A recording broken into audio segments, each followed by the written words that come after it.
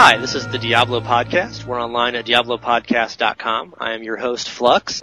And this week on the show, we're talking about binding and no binding of items, and we're also talking about some of the set item issues, making your own set items with crafting, which seems like an interesting concept, and probably some random digressions, and hopefully we'll hear from Neinball's bird later on.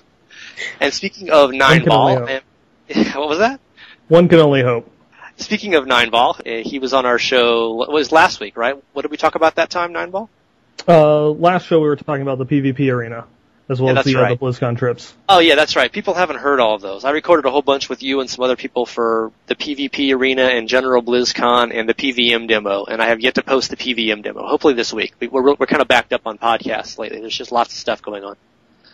But listeners have heard from Neinball before. They have not heard from my other guest, who is Ilyak, and he is currently an exchange student in France, as I understand it. Is that correct? That is correct.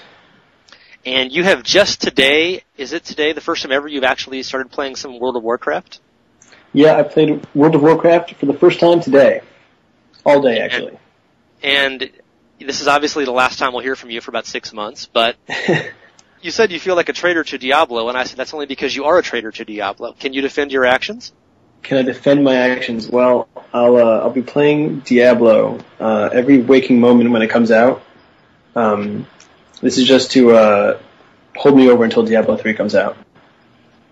Yes. Much to somewhere Mike Morhaime just had another hair turn white. Bobby Kotick squinted suddenly. The big news this week, and some friends of ours at Diablo III CC, a Chinese-language Diablo III site, were then invited to Blizzard Irvine, and they spoke with Mike Morhaime and Frank Pierce, and also Jay Wilson about some Diablo III stuff. And they've been posting translated excerpts of their interview in our forums, and have been some really interesting reading. And the most interesting thing we heard initially was Jay Wilson confirmed there would be no item binding of any kind in Diablo III, which reversed their earlier concept of maybe having item binding of only the very highest level items. And what was your first reaction, Ilya, if you had to the earlier concept of item binding and hearing now there's not going to be any item binding? I was pretty pleased to hear that they were going to do item binding, and I was pretty disappointed to find out that they decided not to, at first anyways. And what did you think, Neinball? We'll come back to you in a second on that. Okay. At first I was I guess a little bit shocked that they would, take a step back from such a pretty big decision that they made early on.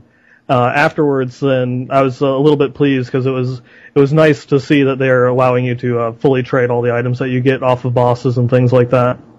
So, Ilya, you were going to continue a little bit. I just wanted to get, I guess I'll throw in my opinion. I was expecting there to be some item binding. I thought that would be necessary for the economy. Yeah. And I was a little surprised to hear they weren't going to be doing that after all. But, they explained it, or at least Jay explained it somewhat, and then Bashiak added a little bit of explanation as well in the forums. Mm-hmm. So, what do you guys think, just briefly, are you happy with the current system, or do you think they should have included the item binding? Well, I guess that's really the challenge to the developers on that one, because that's the basic point of why they were going to have the item binding in the beginning, was because that was their only solution to how we can try and fix the economy. I've heard some people going through and talking on the forums that they had mentioned that they were not going to have any ladder resets anymore, which was the Diablo II fix to the economy, which isn't really a fix, is they just restart it every once in a while, and then it gets completely screwed up at the end there as everybody has everything. So that's going to be the challenge to the developers. They're going to have the crafting of wanting to go through and salvage the higher level items to pull them out of the economy, but is it going to be enough? One of the other things that Jay mentioned in it, which would be related, is that the magic finding aspect is only going to be one of the things that you can do at the in-game level. So in Diablo 2, the only real thing that you can do is, like run bail and level up, or go and magic find, or go do key runs, but it's all just getting gear. If they put something else in there that isn't going to be necessarily focused on just going and, MF running and such, that could, reduce the amount of items coming into the economy, which would also, in a sense, help it. Although, initially, once you start going a year or two down the road, you're going to have, obviously just everything being lumped in there. And of course, expansions, that they have planned, resetting the economy by making what was once, the mudflation, what was once useful is now garbage. And it would be interesting to see if they come out with any other systems of how they plan on controlling the economy in that respect. Yeah, I thought when they first posted the news from Jay, I made a joke about how it's not going to matter if there's item binding because they're going to have a new expansion every 18 months and new patches every 3 months, and they'll just have constant new items, constant mudflation as we call it. And what's the point in item binding if the best item today is going to be crap in 3 months anyway? And then I was joking, but then Vashiak basically posted in the forum and said, yeah, that's pretty much what we're planning. Although he didn't quite use the terms mudflation and crap. So, Ilya, do you think economic issues, do you think that the economy will stay stable enough? I think part of that depends on how good the crafted items are going to be. They're going to have to be significantly better than the elite items that would need to be salvaged to be used for the crafted items. Otherwise, people are just going to end up trading them for other elite items that they need. I'm not sure that it's going to work because after a long period of time, when people are just salvaging the best items to make the best crafted items, the crafted items are going to get flooded. And then, once they're easily available, no one's going to salvage their best, legendary items, for example, to make them. Because they can just trade for them, otherwise. Yeah, there's a lot of kind of the sliding scale of the economy, and especially the materials required for crafting that we don't know anything about yet. Yeah. I mean, we don't know what the ingredients are going to be for the highest quality crafted items. And if you're going to need to break down, you might need to break down 5 wind forces, the equivalent of, to make one attempt at a crafted item, which would have a 1 in 10 chance of being any good in the first place or something. Yeah, and you get a crappy roll on it, and then you have to do it all over again. One of the other things that they could do with the crafting system is, something akin to the key runs, is actually requiring crafting materials to, go through to do a key. You have to spend your materials on things other than crafting, like you need them for quests or something?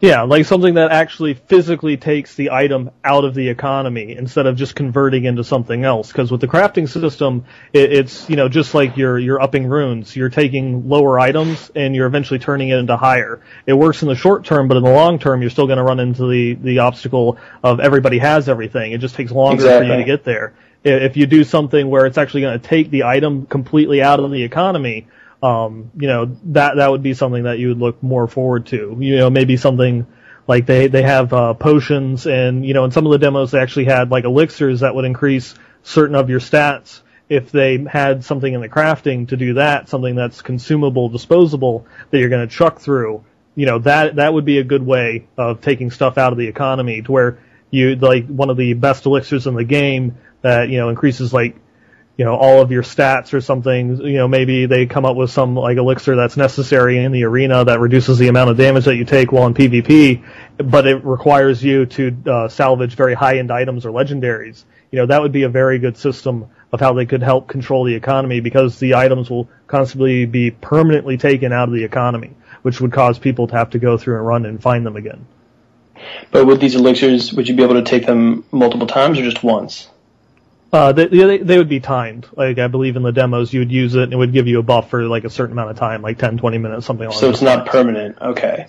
Wow, exactly. That seems like a lot of work, though. I mean, salvaging, like, the best items just for a permanent, like, boost or something? I read postmortems about Diablo II by, like, Eric Schaefer and some of the other developers, and they were unhappy with how they implemented charges on items. Because people just saved them forever because there was never a perfect time to use it. You'd just say, I don't want to use this now, I'll save it till I really need it, and then you never actually really needed it. Yeah. So I think that's the problem they would have with elixirs of that type. It's like, well, when is ever a special enough occasion to use your one incredibly valuable super elixir?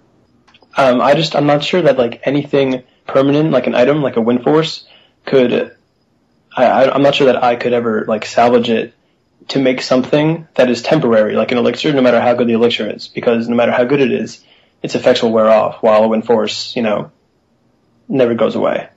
But if you have 5 wind forces and you've only got 1 Boazon or whatever.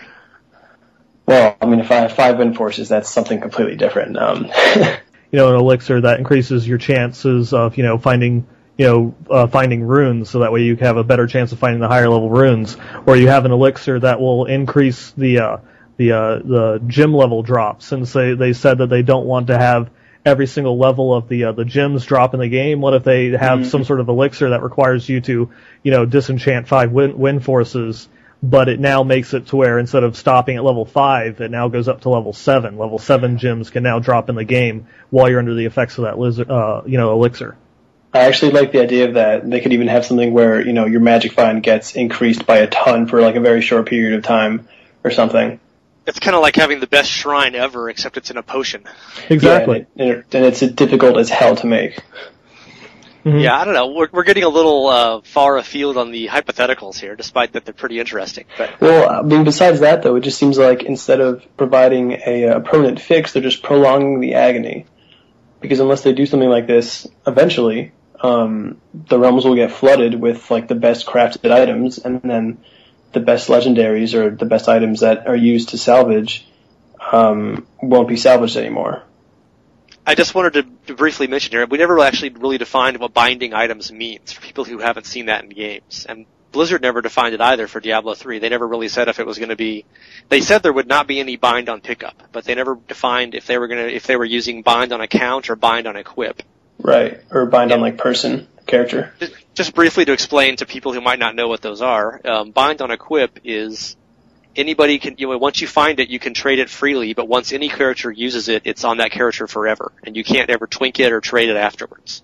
Whereas bind on account is, or BOA as people call it, is that item goes to your account, and you can trade it between any of your characters freely, and use it all you want, but you can never trade it to another person. In either event, the point is that once the item starts being used, it doesn't go into the economy and can't be traded forever.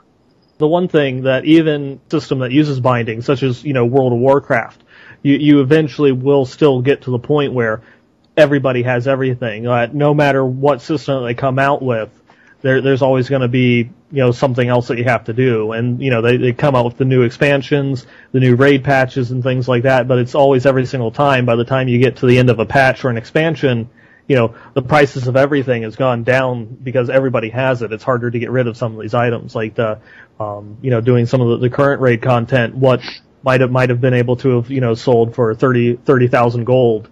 Now you have a hard time selling for like 10,000 gold, and this is only in a couple of months, before the next raid patch comes out. You're mentioning WoW features, and I can hear Ilya's ears perking up. He's like, what, raids, what? Yeah. I think binding is important not just when thinking about the economy, but just thinking about, I guess, the importance of the game or the importance of some of the aspects of the game. For example, I've been recently playing Diablo II single player, and I found a win force. It was the most ridiculous feeling ever because I've probably been playing this game for months on end, and I found it, and it was all thanks to me. I didn't have any help from anyone. I didn't trade for it. And I think, were you playing on Amazon or someone who can actually use it? I was playing as a sorceress, and then I quickly made an Amazon so she could use it. Of course, she's got to get 87 levels up to equip it or something, but yeah. Well, I did that in one weekend, successfully. You were sufficiently motivated by your wind force to level like mad, huh? Yeah, I nearly had a heart attack when I saw it drop. So anyways, well, I think there's something different between, finding an item like that, like a really ridiculously crazy, powerful, rare item, and trading for it. Part of the game is struggling, and, the game is not fun if it's easy. And I think binding sort of, it makes the game a little harder for people, because you can't just trade for everything you want, and I think that sort of adds to, the gameplay. But I think other people would probably argue that trading is a great deal of fun. We had that article from the New York Times guy last week, Mm-hmm. and he was talking about how awesome the trading system is. And I mean, like for example, from D2 in 109, I found like 5 storm shields for some reason, which was a very sought after item, but I just kept finding those. Mm-hmm. And I couldn't, there were other items I wanted more, and I couldn't find one. And I remember when I was finally able to trade a storm shield for an eagle horn, which I wanted for a Bozon that I was doing in the cow level mostly at that point. Uh-huh. And I was like, oh my god, I finally have an eagle horn I've been wanting forever, because I didn't want the knockback of a wind force. And you could make almost as good an item with some of the rune words at that point. They weren't as high level as they got to be, but it was just like I was so excited to finally have one to trade. I'm like, oh sweet. Right, but to your point, trading is a lot of fun, and it does make the game like more playable. So I think there's a balance in between being able to get every item you want easily because every item is just flooded in the economy, and having it be impossible, and finding items that you want yourself, which is really rewarding. So I think the key is to have something in between the two, where it's not really easy just to get every item you want, and it's not too hard that you have to find everything yourself. The trading is, pretty important aspect of the game itself, because it's a multiplayer game, and that's just, one of those things that kind of helps define Diablo, is, the whole trading and, reaching that, that barrier of entry to when you begin to start understanding the value of items. Although the auction house system, whatever it is that they do with that, I'm sure will, make that a lot more accessible, but it's just that kind of trading interaction with people that's always, felt Diablo to myself. Yeah, oddly enough, in Diablo II, the trading was such a pain in the ass to do in terms of the spam and the trade channels and actually finding somebody who had what you wanted, that it was almost like it was harder to find a trade item than it was to find the item in the first place sometimes. Yeah. I mean, it got easier with like third-party systems, like our trading forums. You could actually find someone who had X and you wanted Y, but I remember it was such a pain. And as you mentioned, Neinball, the auction house is going to really change that in D3, which is something we can talk about on another podcast for sure. Just to look at the news page, Bashiak, when he commented on the item binding, you guys read his explanation why it was ditched. We all seem to be kind of tentatively supportive of ditching the system. We just kind of hope there'll be other things that work out enough to keep the economy viable. Definitely. But did you have any do you think anything about what Bashiak said? He basically said, I'm just quoting him here briefly, but we realize that binding is kind of a crappy way to pull items out of the economy. If you say that the average player produces 100 items an hour and maybe gets one upgrade in that time, then binding at best can account for moving 1% of items from the economy. I'm not sure that really makes any sense in terms of math. Yeah, I wasn't really sure how he got that. And what exactly did he mean by gets one upgrade in that time? He means upgrades one of the items that he has? Yeah, I think he means that if you find, it doesn't make any sense. You find like 10,000 items an hour in Diablo 3. Items are fountain from the sky. Yeah. I think he means there's like 100 kind of decent items an hour, and one of those is good items. enough to really upgrade like your. But if you have a really high level character, you might play weeks and not get a single item upgrade. So yeah. I don't know his point exactly there. Yeah, and I can vouch for that. I think the point that he's trying to make is, say in an hour you go through and you find like 100 legitimate items that people might use and would actually be capable of being traded. You get just going on the flow that we have here. You find 100 wind forces, or you find 99 wind forces in a Tal Rasha's mask in an hour. Wow, that's a pretty good session of magic find. Yeah, that is pretty. 47,000 magic find there, I think. You can't actually quantify that amount of item find numbers anymore, but it's like after that, it's like he's only equipped the Tal Rasha's mask at the end of it, so that the other 99 items that he found are just going to go into the economy, and that it didn't actually remove anything. Although that's only to a certain limited amount in that certain scope, because those other 99 items, when they get traded out to other people, they're eventually all going to get equipped. Even though they got put into the economy, they're eventually permanently removed once somebody uses it. But I think his point is still that, it's like if someone goes through and only uses one out of those, 100 items, the other 99 are still going to go out there into the wild, and that they're not actually, the binding system isn't actually removing them from, ending up in the economy. I don't entirely agree with that logic, though, because the binding is only supposed to apply to the most elite of items. The economy is going to be flooded with not high-end items either way, because they're not going to be that rare.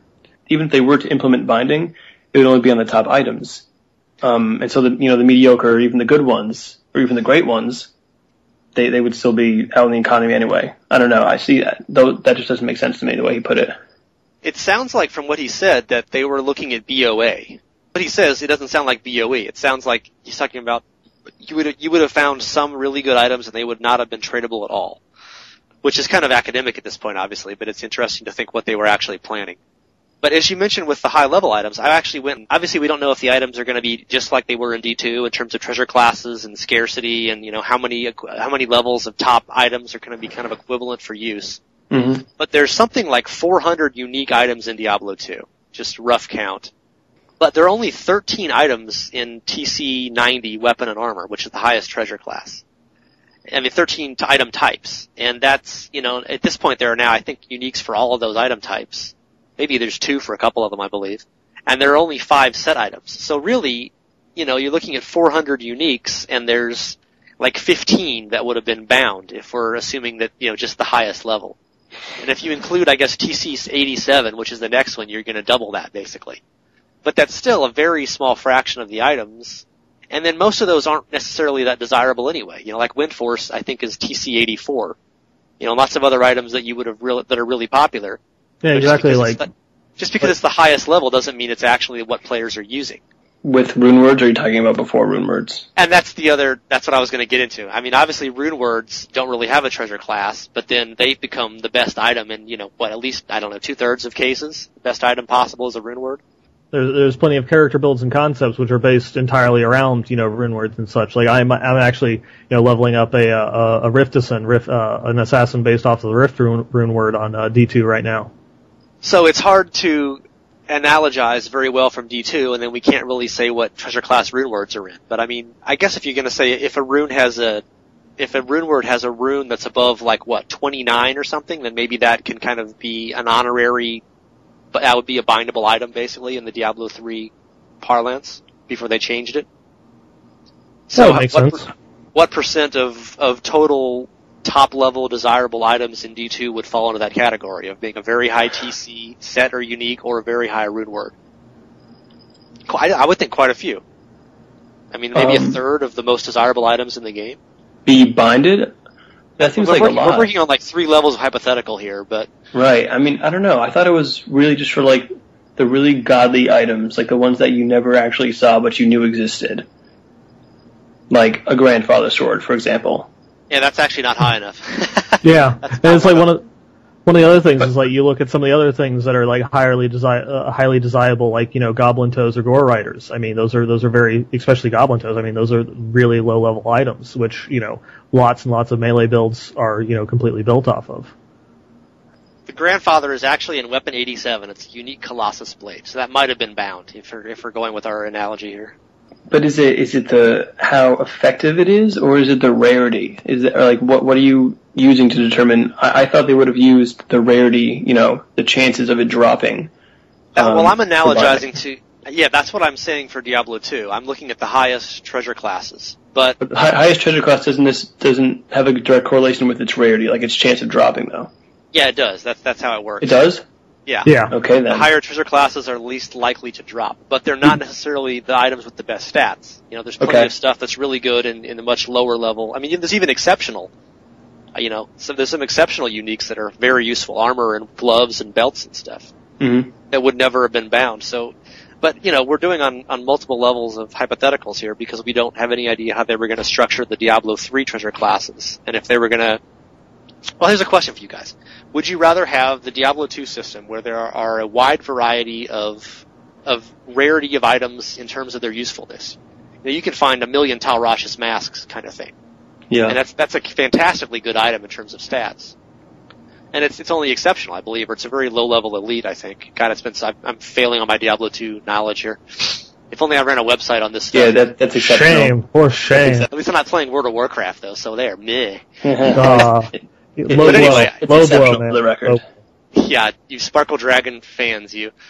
But just, I'm failing on my point as well.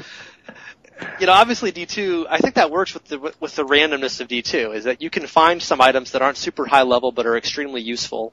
And then there are some extremely high level items that aren't really very useful at all. It's kind of a nice mixture. Right. Or would you rather have it be, more logical, more, structured? Where only the really high-level items are the really useful, super high-stat items. Maybe this is just because I love Diablo 2, but I kind of like the way it's set up. I love that a Shaco is not rare, but everyone uses it. What do you think, Neinball? I do like the idea of being able to use the lower-level items, and they're they're still useful all the way at the end. Because, it's like I mentioned earlier, like Goblin Toes, they're a normal unique, that, is useful for a lot of people, all the way up to the end game. They're better than, a lot of the other things that you might find if you're, going specifically for Crushing Blow. But also given that, with some of the screenshots that we've seen from the crafting system and some of the other items, like in D3, they're using a point system instead of just flat percentages. Like you're using a crit rating and things like that instead of just, percent to crit. which means that scalability factor of those low-level items is probably going to go away, because it won't be, the Goblin Toes now is like 25% crushing blow. If they use that to a crushing blow rating, would only be, like 1% crushing blow to like a level 80 character. So I don't think that we'll be seeing that in Diablo 3, and I kind of will miss that aspect. Yeah, I think I'll miss that also. Me too.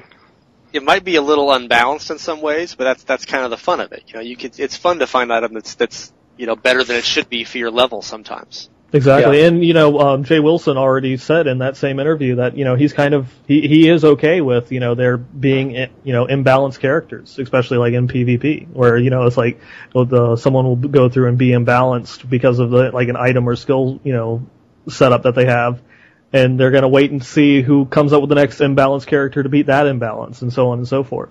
I think they have to be okay with it because they can't really stop it without making the game totally controlled and feeling like you're running through like you're on rails, like a train, or like you're running through a chute to slaughter. It's more fun if you have to allow characters and players enough variety. I think it's like the essence of Diablo, taking all the skills and all the items and all the different combinations and finding one that is just terrific, Yeah, and segueing to our other topic, since we're kind of talking about it already, but Bashiok revealed some information. They've been talking for a long time about how item sets would work in Diablo 3. And they've often said they're not really that happy with how they worked in D2, where, as we've all seen, the problem is you find one or two items out of the set, but by the time you find the whole set, you're way too high a level to use it. Mm-hmm. Or else the whole set is just scattered, there's some normal, some exceptional items, and like by the time you have the exceptionals, you would never use the normals, or vice versa. I have to say, going on that subject, that nothing fills my heart with more joy than killing Hell Bale and having Eisenhearts drop. Yes. Sometimes 2 Eisenhearts drop. Yeah. Oh, that would make my day, that's for certain. You can never get enough green breastplates, really. Oh, yeah. One of my old Diablo 2 stories, I was writing those funny holiday stories, and they had one where they had a secret Santa, and Mephisto gave somebody a green breastplate. I'm like, yeah, and everyone was like, yeah, that's exactly what happens. So true. I think he buys them at Costco. Gets them in bulk packs. Goodwill. But anyway, they've talked about how could they make set items more viable through the game, and how can you make them useful, and they kind of reveal what they're doing finally, and I think it's an interesting concept. I'll be interested to hear what you guys think. Let me just sort of briefly summarize it for the listening audience. You will find a recipe to make apparently the entire set on a single recipe is what it sounded like from what Bashiok said. And then you give these recipes to the appropriate artisan, I guess that'd be the blacksmith in this case, and then he's able to make those items. And then once you have the materials to make the item, he can make it, and they turn out semi-random. And you're making this set item, which apparently is essentially a legendary item, but it's green. So it's a legendary item in terms of preset bonuses for the most part. And it also has set bonuses and probably partial set bonuses. And you can also find the set items. And somehow there's going to be some kind of a sliding scale of the item type. So your level 20 character could make the same set item as your level 50 character. But the level 50 would presumably have a better base item to make it from, so it would have higher defense or higher damage as the base item. And then at the highest level of the game, the end game, you will be able to also have those set items dropping, presumably again on the highest quality of item types. So they're enabling you to keep, in theory, you could make the same set item, 5 times. You could make it every 10 levels. And it would somehow be a higher base item and have, therefore, higher stats on the whole. I guess if you wanted, you could use the same item set for the entire life of your character, right? You're saying you could keep on recrafting it and getting a higher base item each time?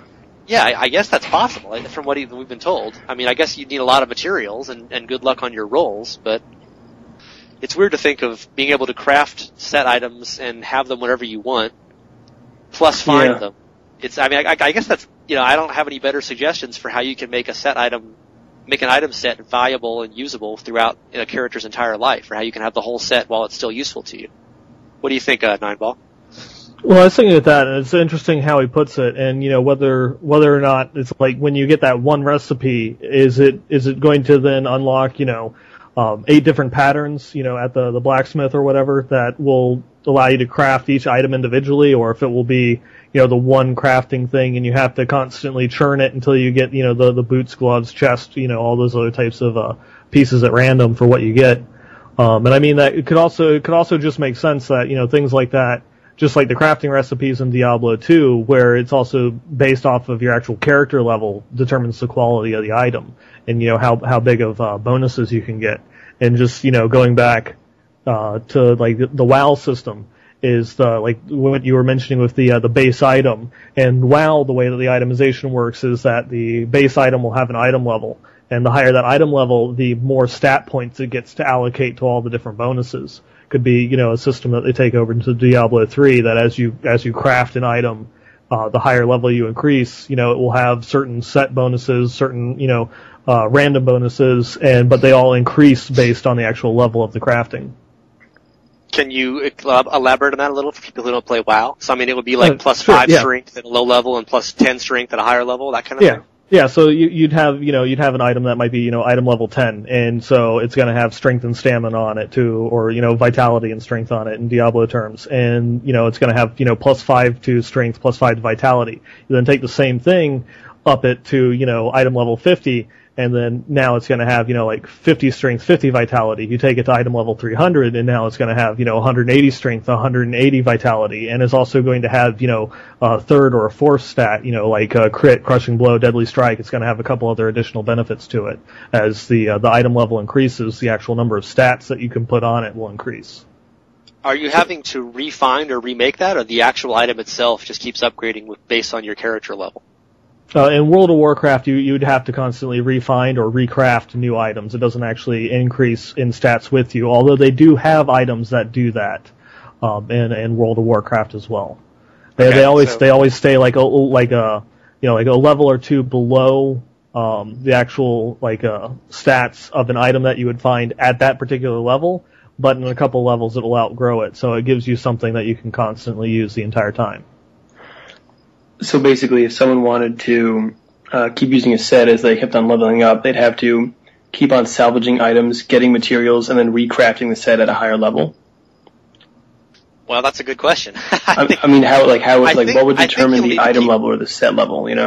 I would imagine the items will have some amount of, it's based, 1 strength per sea level kind of thing. But I think they'll want you to keep remaking and refining and recrafting the item. It could also be like what, Bashiak is going through and saying is that as you progress through the levels is that there will be like different sets, and that, there's a reasonable chance that you'll find the recipe for those leveling sets just, like playing through the game.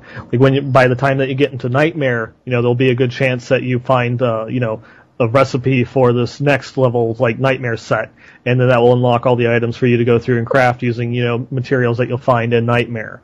And, by the time that you get to Hell, you'll find another recipe for another set that you can go through and do. And, just have it something, set up like that. Or they have, particular recipes tied to the different acts. And, every mob within that act has a chance of dropping this particular recipe, which you can then go through, and then, craft all the set pieces, get yourself fully equipped out with that full set, and you're good to go for, like, the rest of the act. That's actually how I thought it would be working. Did Bashiak actually say that the set recipes, you could keep on crafting them to create higher level sets of the same set? It's not clear. I can read it. I'm looking at it right now. It's only a paragraph. The question is, to clarify, will set pieces only be useful if the whole set is completed? And Bashiak, of course, doesn't answer the question. He sort of changes the subject as he usually does. He said, set items are now legendaries defined by a set bonus. They are crafted items while leveling, and in parentheses, recipes can be found that grant the ability to craft all the items in a set, which allows someone to really invest in filling out a set before they out-level it. Then at max level, we will drop set pieces normally.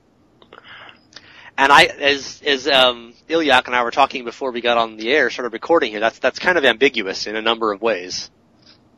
When I first read the sentence, then at max level, we'll drop set pieces normally, maybe this is just my fault for misinterpreting it, but I thought he meant that they would drop set pieces as in, like, they would drop them from the game. Like, they would no longer be part of the game at the high level. But I think he means they will spawn from monsters. Right, yeah, and then after rereading it and reading comments, I realized that's what he meant. Well, that's what we think he means. Right, I guess that's we what don't actually know, but yeah. Well, one interpretation that you could take of that is, say, something along the lines of Eisenhart's or Arctic fur. That item will no longer, say that you take it out. oh, please God. Yeah, I know. It would answer all of our dreams, but just say that for instance, that set no longer drops in the game. Instead, instead of actually having, like the Arctic fur belt, or Eisenhart's horns or Eisenhart's, breastplate drop, that when it drops, it instead, unlocks like a recipe or a little item that you then put into your Herodic cube and now allows you to craft the entire set. So you just put in the particular items into it with, whatever items else, and you now can craft, all of Eisenhart's or all of Saigon's. It doesn't actually drop anymore. That you just have to go out and find particular items to combine in the Herodic cube, and you now have the entire set. Instead of, having Eisenhart's drop off of Hell Bale, so you finally get that last piece that you need, finally. Right. That's what I thought he meant also. But also the first sentence where he says, set items are now legendaries defined by set bonus. Does he mean that literally? That are set items really just only legendaries, except some legendaries will be part of a set? Or is he saying they will be like legendaries that have set bonuses? From what I can understand of that, Bashiak often uses the nomenclature of the D3 team that's not necessarily what fans are using because we're not playing the game yet. Mm-hmm. So I think that they're just using the term legendary is like a generic term meaning an item that has preset stats. Okay. So that's as far as I could be wrong on this obviously, but I think that's what he's saying is legendary item versus like a rare item where it's entirely random stats. So, in the D2 parlance, crafted items, unique items, and set items would all be legendaries in what he means by this. And that they're largely preset stats with some variable stats that are defined within, bounds. That would make a lot of sense in context. Mm-hmm. Yeah. It's tough because he's often, he mentions things that are terms the team is using. He often uses the term rares for monsters, which apparently means bosses and champions. But it's not a term that I've heard used in Diablo 2. Rares means an item in Diablo 2. Yes. Well, so he'll say, and sometimes the rares can drop this, and I'm like, the what? And he means a special kind of monster. Okay, then it makes sense. Given from Bashiak's side, that's the terms that they're all using in the internal team, and also just going through and giving us like little bits and pieces like that, things that we don't fully understand, leads to like this podcast session that we're having now. It creates debate and discussion within the community, which is, what he's there for. That's a charitable view of things, but yes. Yeah. Positive thinking. The best possible interpretation of his communication skills. Good job, Neinball. I was still analyzing what he wrote in that little paragraph. It seems that the low-level item sets will only be obtainable through crafting, and that high-level item sets will be obtainable through finding the actual items. I think he might be saying that all item sets are high-level item sets eventually. Like they scale up somehow. I don't know. It's pretty hard to tell. It's really hard to say. I would think ideally there would be item sets that, the full set is really good for level 30 character, but not level 60. Yeah, I didn't get that the item itself would scale. I thought they would just be like in Diablo 2, items sets for different level characters, except now, for instance, you would find a recipe for Eisenhart's, and then as you're leveling, you could just, get the necessary materials and craft the set so you wouldn't, find the entire set once you level 80 and it's useless. Yeah, that's my interpretation out of it, going back and, rereading it. And it sounds like definitely it's basically look at all the sets that they have in Diablo 2. Now remove all of them except the very high level ones, the particular, class sets like Trangles, Talrashas, whatnot. Take out everything but those, and now everything else is crafted. All those ones that you would get on your way to progressing up to, 99, those all are now crafted items, whereas it's the very top tier items that are the only ones that will drop ever again. That's my interpretation of it. That's what it sounds like, but that's also weird then that you wouldn't even be able to find a low level item from an item set, Yeah, I'm looking at the set items page in the wiki, which you can find at diablowiki.net. And there's a quote here from Bashiak from in November talking about how their ideas about set items could work. And he says here, I'm quoting, "One is expanding sets out so that it isn't just one item in each slot, but a group of items all separated by level requirement. So there could be, say, 5 pairs of pants that would all work as part of that set, and each are better than the last. While leveling, you could be wearing the first pair of pants and then find a new and better pair that would still work to benefit your set bonus." And that seems to be what they're doing now with the crafting, which sounds like you'd be making 5 different, types of the same item with different base items and higher stats commensurate to that base item. I don't see it from what he says in that one paragraph, though. Yeah, but I'm trying to figure what their previous comments, previous design ideas were, and how that's being informed by what he's saying now, kind of thing. Right. Okay. Yeah. Because they've talked constantly. The problem with set items, as we've said, is that they're useful at level 20 or level 50, or not, or not in between. Mm-hmm. One or the other. They were trying to find ways to make them so you could use the set while continuing to find other items in the set, which basically means the set items have to keep getting better or scale up in some way to remain useful, and to have different levels of items in it. And I mean, I think it's just going to be interesting to see how they design it. If every set is going to be useful at level 60, if you have the highest quality of base item in it, or if they do like a WoW thing, like Neinball was talking about, where the actual bonuses of each item improve or increase a great deal at higher levels. Yeah, I don't know. Doing that would, I think, go against the way set items were designed in Diablo II, or just items in general. Because, not all unique items are amazing, and not all of them are used at every single level. But if they scaled up, then it kind of seems like every single set would be, at some point, amazing and usable by every single level. Or it could be that they scale up just enough to be kind of useful if you have other items in the set that you really like, and they're sharing partial set bonuses, but you could still improve upon them if you found a really, really good rare or unique or crafted item of some other kind. That's true. It sounds like because the max level is going to be fairly easy to reach, it seems like there's going to need to be a lot of variety of end-game top-quality items. Well, yeah, yes. Jay actually touched on that in his interview, saying that they want max level to be a viable playing field for everybody, and that that'd be a goal for builds and such, is to actually get to level 60. Going back to your comment about the different items making up, like the different items within the same slot piece making up the total set that you could go throughout with leveling.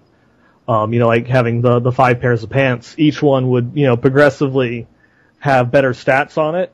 It would probably be the same, stat types. It'd all have, like strength, dex, vitality, life leech or something like that. And just each progressive item has a higher bonus to it, but it still counts towards the set. You'd have to have set bonuses that would be useful to you no matter what your level is. Something like, in Diablo 2 terms, a flat bonus to plus skills, or, a flat bonus to life leech, or, damage reduction, something along those lines. That's useful no matter what level you are, because it scales with you, on your level. Could be something that they do in respect to those, particular sets, where, you could take a level 10, you can either use the level 10 set pants, or you can use the level 30 set pants. But it gives you the same actual set bonuses for having everything equipped. And it just, you just have to have, X pants, X gloves, X chest, any smattering. You could have the level 10 gloves, you could have the level 60 chest and level 30 pants, and it gives you all the set bonuses for having the 3 pieces equipped. But then there's the interesting question. What about the bonuses that aren't for individual items but are just part of the set? How would that scale with different level items in the set? Well, like I was saying, is you do it, flat, like percentage-based bonuses that would be useful no matter what your level, plus like 2 bonus to skills, 10 life leech, 10 or 15% damage reduction. That's useful, whether you're level 10 or level 80. Oh, you're saying those don't change, they're always fixed. Yeah, the set bonus would have to stay fixed if you're gonna, do something along those lines. Although not used in the same area, they do have a set that works like that in World of Warcraft. They keep going back to WoW. I'm sorry to all the listeners that hate it. But the well, we know they're taking inspiration from WoW, so I think it's elucidating. Yeah, it's the PvP sets in World of Warcraft as you go throughout the entire expansion have different tiers, but they all count towards the same set bonus. So whether you're using the first tier chest or the fifth tier chest or what have you, they all count towards the same set, and they all give the same set bonuses, and they're like universal bonuses that you get that you would like to have, like in that particular scenario PvP, no matter what level or no matter what level your gear is those are set bonuses that are good to you because they'll do things that actually affect your character, like the amount of speed that it takes to cast a CC ability, or increasing your speed, or your movement capabilities, increasing your ability to get out of CC and things like that. I like the sound of it. I think we should contact Blizzard and pitch them this idea, actually. Yeah, I'll get right on that with Bashiok this week. Oh yeah, you're on such good terms with their PR department there, Flux. Well, Bashiok's chatty. It's just the rest of them are kind of anyway. There just 2 points on that. For one thing, there is no strength and dexterity in Diablo 3. Sadly, true. We're all using this terms. Is true. It's all Yeah, there's now power, resource, and whatever. I can't. If you guys look at diablowiki.net/attributes, which I'm looking at right now, the attributes now are attack, precision, vitality, defense, and willpower. And I'm sure it will take us all at least 6 months to start thinking in those terms after the game is out. Yeah. But the other thing I was thinking about, which I've now completely forgotten, you said the way the item tiers and the item set bonuses could improve is they could be transparent in ways and say, like when you look at the item hover in D2, you don't see the partial set bonus until you get it. Like they added that in V110 patch, and later patches added more of them, I believe. Where if you wear the hat and the belt, you get, plus 70 magic find or something like that. But it doesn't actually tell you that in the item hover. You just have to put on 2 of them or look at a website to find it out. And they've said they want to make things more transparent in D3. And they could definitely do things like with these scaling improving item sets. It could be, say, you'd have the pants of, the magical pants of whatever. And it would say at level 20, this gains plus 15 strength or something like that. And you're level 15 now.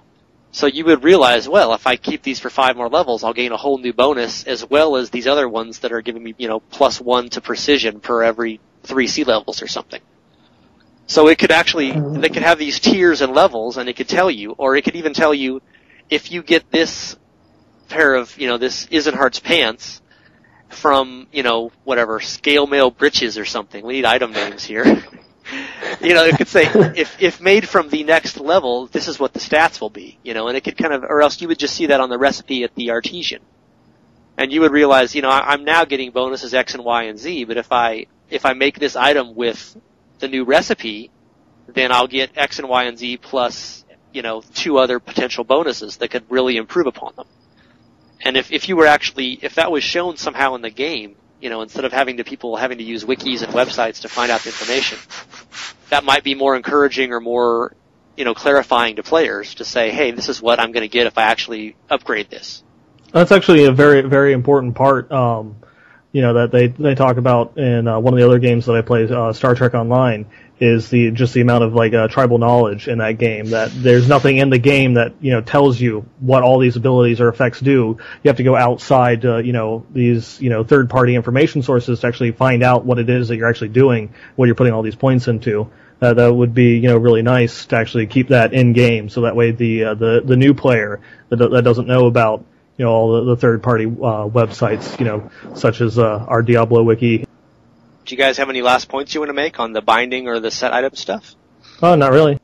All right, well, thanks for the chat, guys. And this has been DiabloPodcast.com. And you can see, if you look at the news post for this on the Diablo Podcast page, you can see links to all of the things we quoted from and supporting information.